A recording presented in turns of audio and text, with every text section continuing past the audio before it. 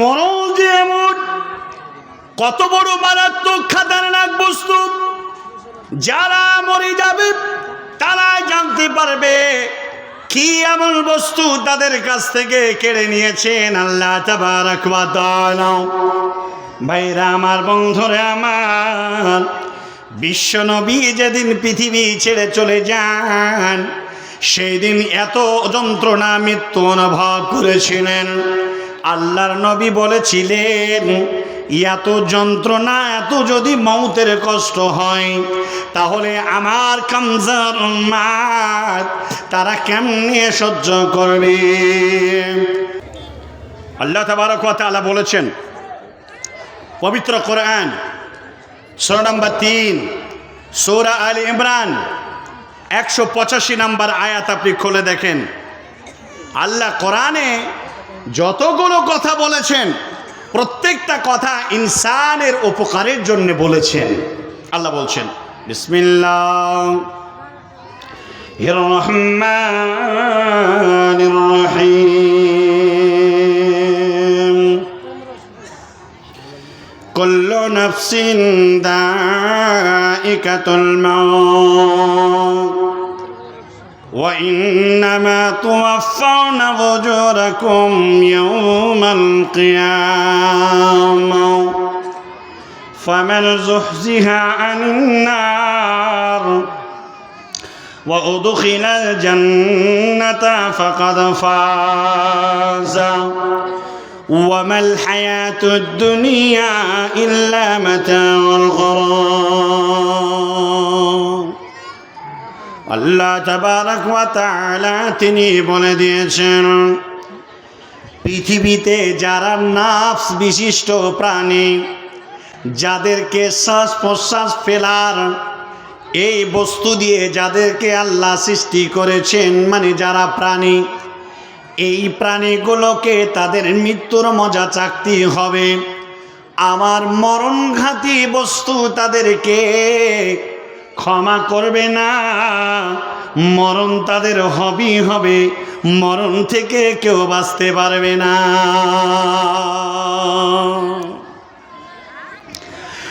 মরণ যে এমন কত বড় মারাত্মক খাতারনাক বস্তু, যারা মরে যাবে তারাই জানতে পারবে কি এমন বস্তু তাদের কাছ থেকে কেড়ে নিয়েছেন আল্লাহ তাবারক ওয়া তাআলা। ভাইরা আমার, বন্ধুরা আমার, বিশ্ব নবী যেদিন পৃথিবী ছেড়ে চলে যান সেই দিন এত যন্ত্রণা মৃত্যু অনুভব করেছিলেন। আল্লাহর নবী বলেছিলেন, এত যন্ত্রণা, এত যদি মৌতের কষ্ট হয় তাহলে আমার কামজার উম্মাত তারা কেমনে সহ্য করবে? আল্লাহ তাবারক ওয়া তাআলা নবীজিকে বলা হয়েছিল, ইয়া রাসূলুল্লাহ, ওই সমস্ত উম্মতিরা তাদের মওতটা অতি সহজ। মায়ের কোলে বাচ্চা যেমন দুধ পান করতে করতে ঘুমিয়ে যায়, তেমন ভাবে ঘুমিয়ে যাবে আপনার উম্মতেরাও। এমন মরণ তাদের হবে যদি তাদের ভিতরে একটা আমল থাকে, সেটা হলো আয়াতুল কুরসি। 5 ওয়াক্ত সালাতের পরে যদি কারো জীবনে এই আয়াতুল কুরসি যদি আমল থাকে, আর যদি সে পড়ে, আল্লাহ তাবারক ওয়া তাআলা পূর্ণাঙ্গ ভালোবাসা আর রাসূলের নীতি আদর্শ মোতাবেক যদি জীবন পরিচালনা করেন, জেনে রাখবেন বিশ্ব নবী আমার বলে দিয়েছেন, এই আমলকৃত আয়াতুল কুরসির লোকেরা, আল্লাহ তাবারক ওয়া তাআলার বান্দারা, তাদের যখন জান কবজ করে নিয়ে যাবে, মায়ের কোলে বাচ্চা যেমন ঘুমিয়ে যায় দুধ পান করতে করতে বুঝতে পারে না, তেমনি করে এই বান্দাদের এত সহজেই তাদের জান কবজ করে নেবে। তার মানে বোঝা গেল এরা হলো আল্লাহ তাবারক ওয়া তাআলা সন্তুষ্ট অর্জন করে ফেলেছে দুনিয়াতে। পৃথিবীর বুকে কোন রকমের কোন কদাচার, দুর্নীতি, অপকর্ম কাজের সঙ্গে তারা জড়িয়েছিল না।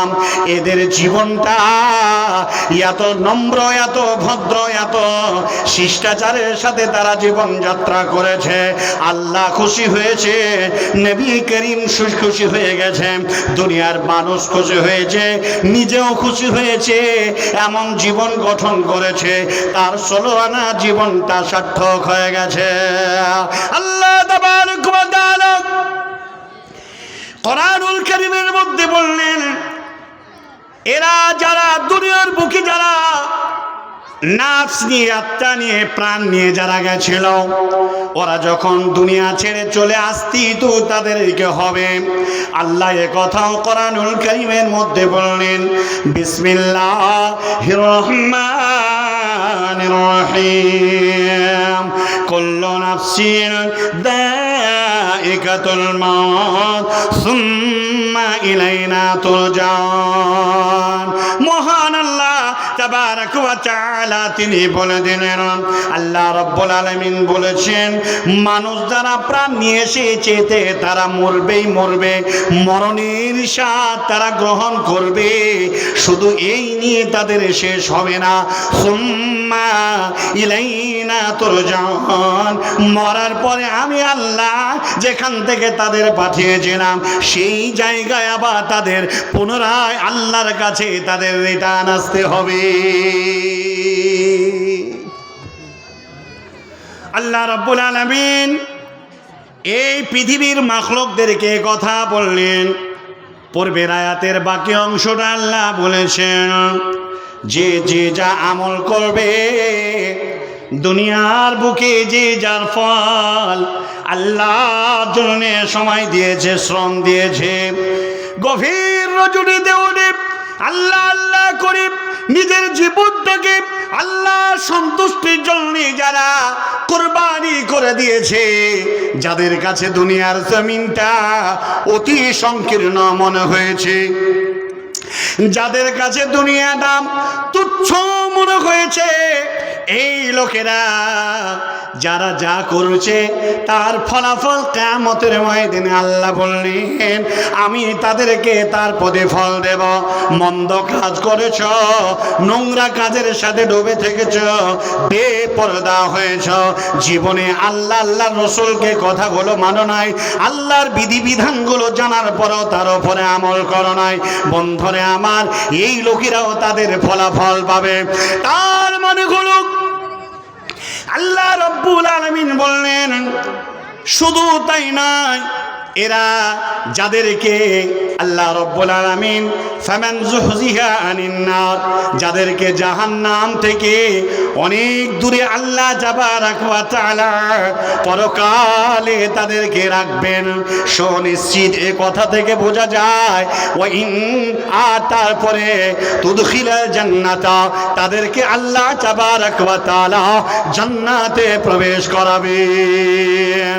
ফামান যুহজিহা আনিন নার ওয়া উদখিলাল জান্নাতা, যাদেরকে জাহান্নাম থেকে অনেক দূরে সরিয়ে রাখবে, ওয়া উদখিলাল জান্নাতা, তাদের কি আল্লাহ জান্নাত প্রদান করবেন।